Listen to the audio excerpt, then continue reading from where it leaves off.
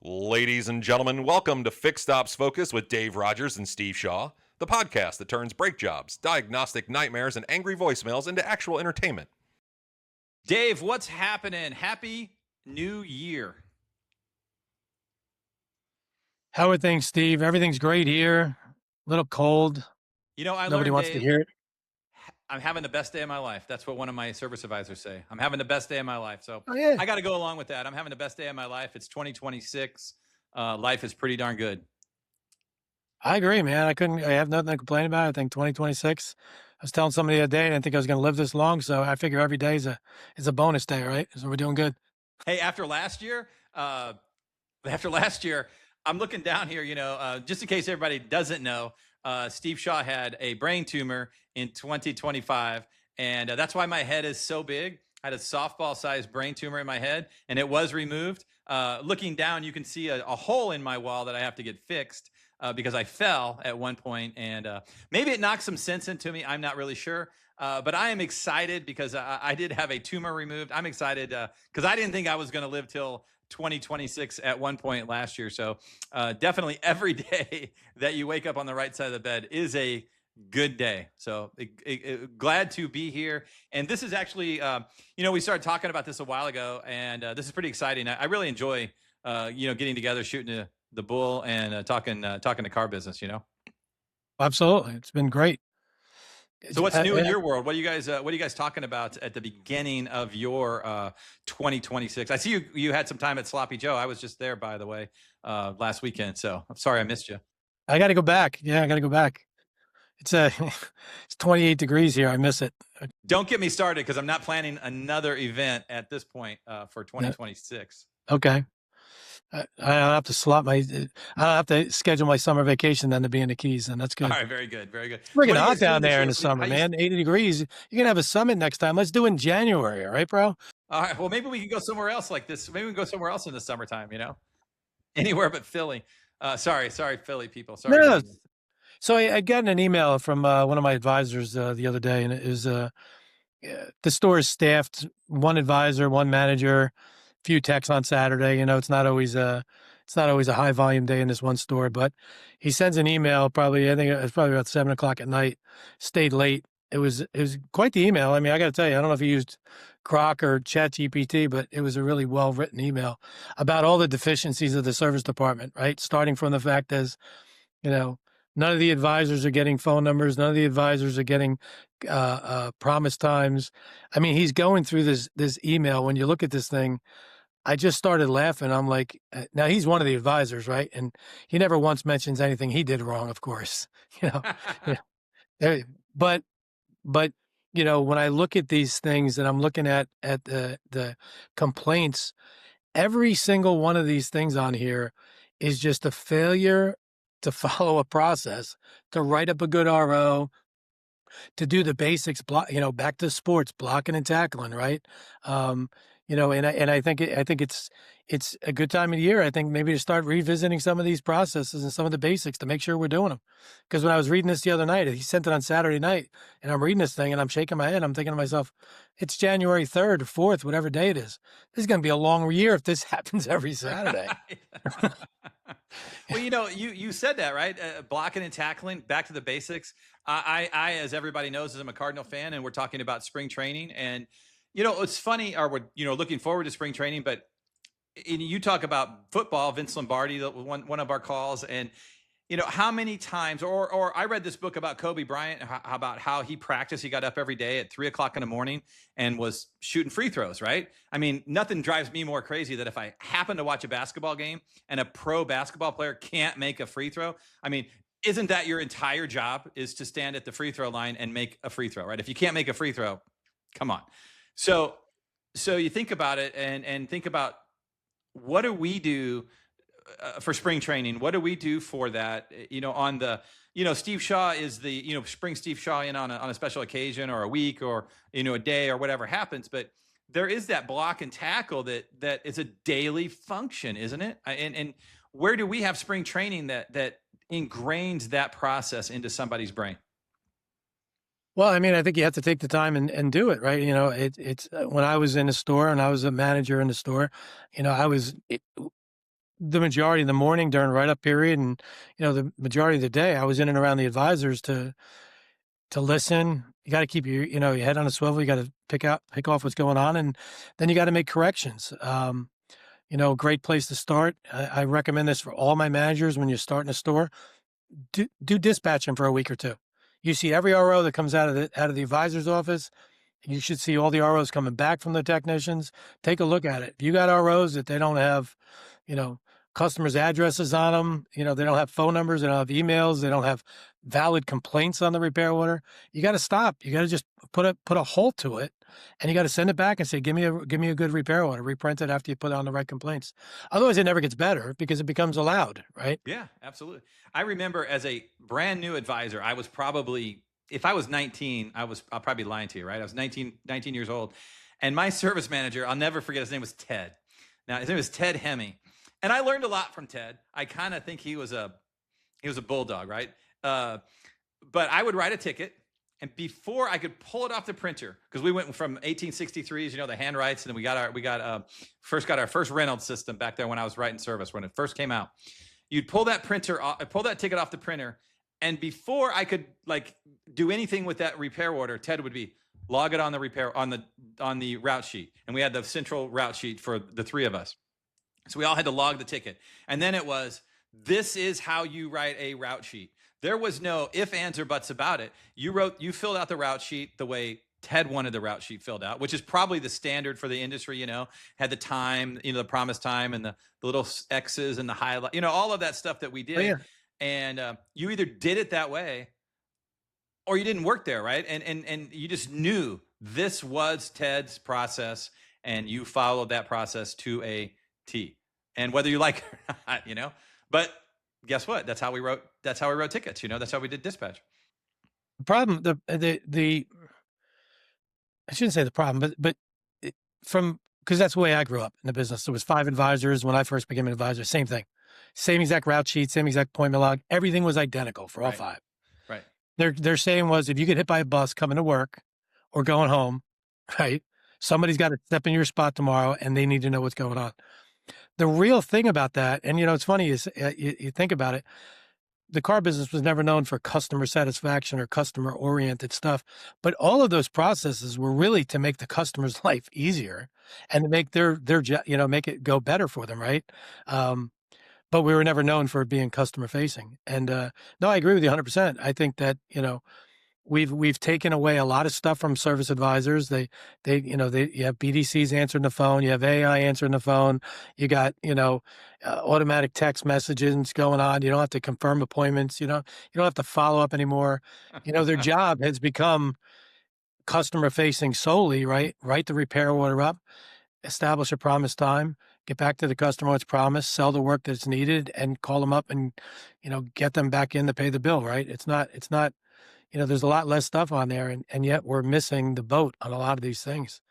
Yeah, if you sit there, you brought it up in another episode or in a different conversation about about the write up and everything that needs to happen in that write up, where we don't look at it, the importance of the write up, like being checked into a hospital or being checked into a medical thing, where they spend a very large amount of time understanding your history, and we're just trying to get you out of our stores or off our service drive as fast as humanly possible, instead of really taking the time to understand where the customer is and what their needs are. Yeah, and I tell people when we have these conversations, I believe that customers, there's some people when they call up and make the appointment, they have time for 20 minutes to give you the details, right? And you have to be willing to listen to the details and then put them into the appointment to make sure that you have all the information. There's other people that just call up and say, listen, when can I get my car on Tuesday at 10? Great, got to go, right? Now, as professionals, what we need to do is, if we got a customer that gives us 20 minutes on the phone when we make the appointment, we have to honor that, because maybe they don't have 20 minutes when they drop it off, right? And the guy that gave me 2 seconds when he made the appointment, unfortunately, he's going to have to slow down a little bit and give me a little more information when he drops it off, right? Right. Just like the doctor's office. You can't make a doctor's appointment without giving them that information. You can't, the dentist appointment. We just don't put the importance of it to get all that information. I mean, how many times during the day does a service advisor, I tried to call the customer, that number's no good, or that he does, I sent him an email, like, well, did you bother checking when you wrote him up in the morning? you know? So, and I'm torn on it. Like, I had BDCs. To me, the BDC, just get the information, get the appointment, slot them in, and then it's the advisor's job to get all the information when they write them up. There's other stores where it's totally different. They like to get all the details from the customer and spend excruciating 20 minutes on the phone making the appointment. That's fine if the customer's going to put up with it. But, if that customer puts up with 20 minutes on the phone making the appointment, you better not grill them for another 25 minutes when they get in the store, right? Absolutely. And we're always trying to justify, I think, the convenience factor. We're justifying it for the survey. Was it convenient? Was it this? Was it that? But ultimately, the convenience factor be damned if the car doesn't get fixed correctly. What did we do? We rushed you through. We got you in the rental car. We got you out the door. Yet we couldn't reach you, or the car wasn't fixed correctly, or any number of things that could happen. And so there's an art to it. I definitely agree. And I think that's what, though, the process, as you continue to talk about, is designed to do. Our process is to maximize that customer experience, as well as to maximize the information that we have, right? So there's always going to be that give and take. And again, that's probably why we have a human being instead of just a kiosk, correct? And we expect go ahead. No, we expect our people to do all of these things. However, then we come back to, where is the spring training that we've taken them through that process to make sure that they follow this process to a T, instead of, I know you like to say, instead of them just everybody doing it their own way, which may or may not be the best way. Well, it's not going to be the best way. I don't care what anybody says. I mean, there's certain parts of it that you can let people freelance a little bit, maybe the word choices that they use, but I really think that your process, and again, the best writers out there, the best writers we have in our company, the best writers I see every day, they're like robotic when it comes to the write-up procedure. They verify your name, they verify your address, they verify your phone number, they verify the best number to reach you at.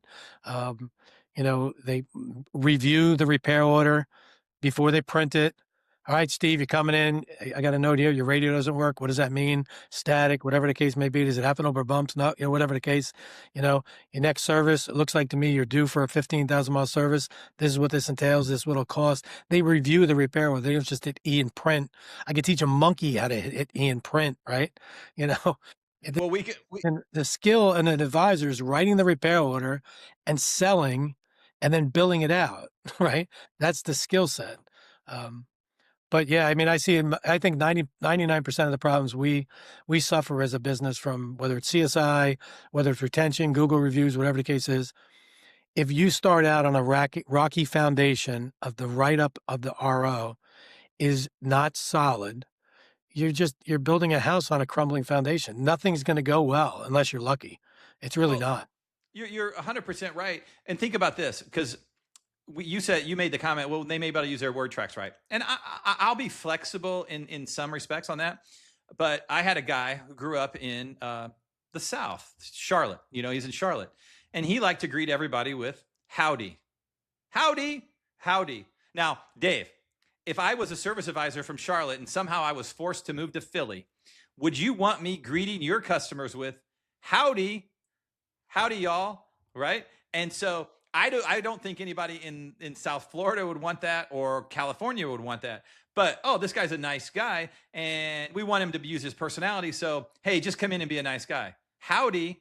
That's not going to cut it for me as a manager, And I think a lot of people don't want to get down to that granular level and say, when a customer walks in the door, this is exactly what you say.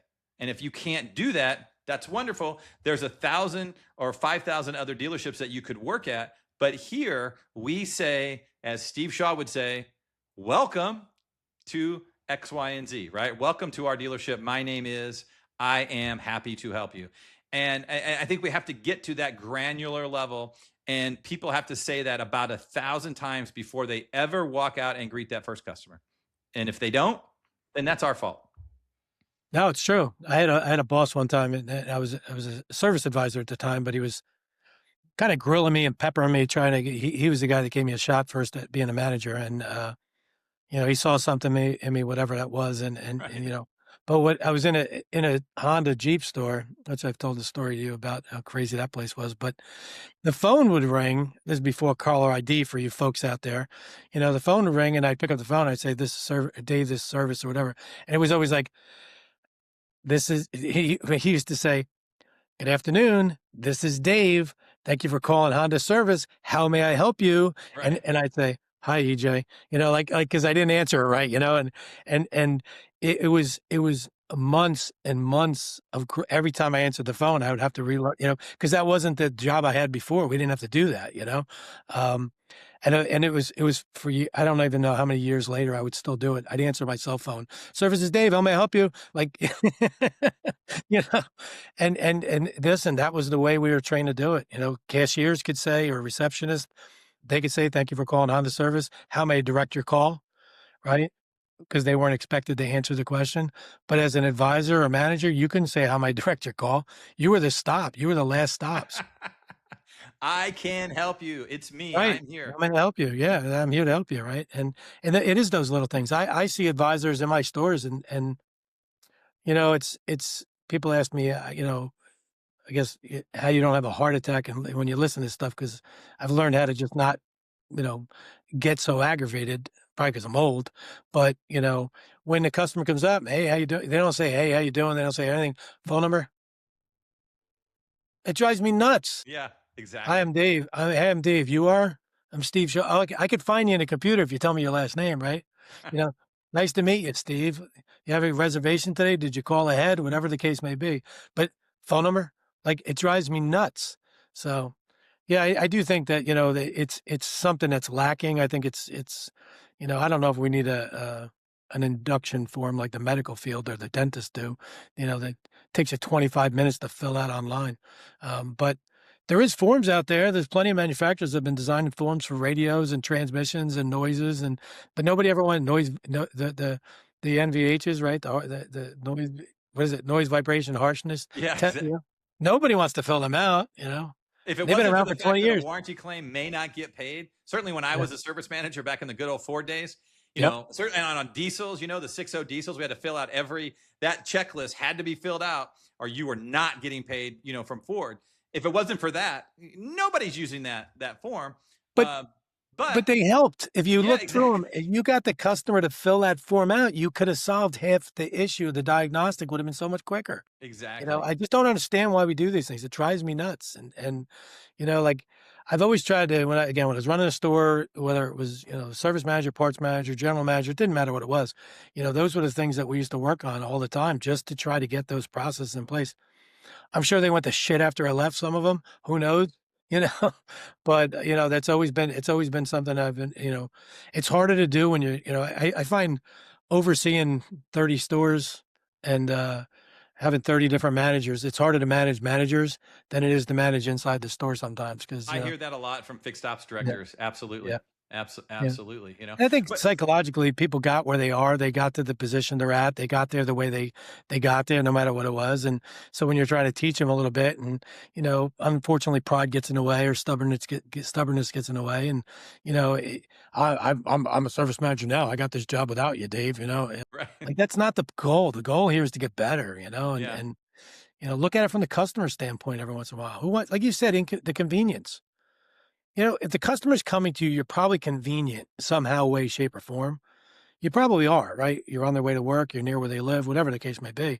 Um, you can talk to them professionally and say, Steve, in order for me to fix this car correctly and not to waste your time having to come back 2 or 3 times, let me take 5 minutes, get all the information, take a ride with the technician, whatever the case may be, so that we can isolate this problem so we don't waste any more time. And there's nothing wrong with doing that. You just have to be professional and confident in your ability to do it. The 100%, right? We always say that, need plus value equals the sale. You are the value. I have chosen you. I'm coming to see you, bar none, right? You're my guy. And so people are willing to follow whatever process that we have. That's why they chose us. And so it's important that we follow that process and we give that customer, the Piazza way, right? We give them what they've come to expect. And when we skip those, I always like to ask people, well, if it's busy, which step are you going to skip, right? Or if it's busy, who's not going to get the full treatment, and so on. So yeah, I'm with you 100% on that, And some people will say it's easy for us, as or certainly as me, Steve Shaw, but as an outsider, a third party, you don't know what it's like being on the front line, right? Or it's busier being on. And I get the fact that some people say that the sale gets easier the farther you are away from it, right? It's easy to look back and critique everyone, but there are certain processes that whatever. And I wouldn't tell anybody how to run their store particular, but I would say it's important that as a new manager or as someone that they design their store the way they think it should be ran, and then hold everybody accountable to do it your way as you're running that store. Not Steve's way, but the way you think is best. Design it. You want me to say welcome, or do you care if I say howdy?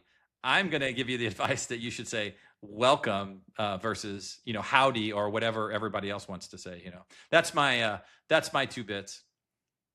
So it's important, but I do.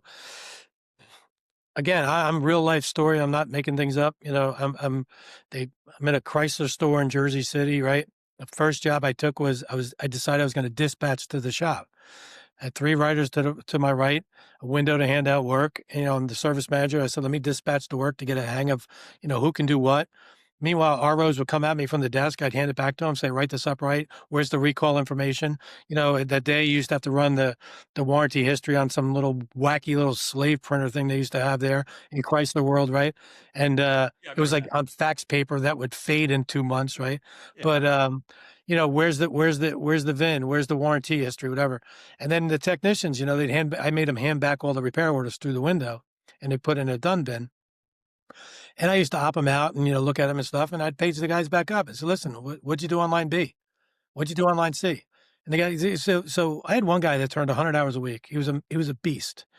And he didn't like writing on repair orders. He didn't like doing it. So, Bob would come up, he'd drop the ticket in, he'd drop it in the bin when I wasn't looking, or drop it in the bin, and then get another job. And a couple minutes later, I'd pull the ticket out, I'd page him. Bob, what'd you do on line B? Oh yeah, I forgot the right B. So he'd take the ticket and I said, go, fill it out.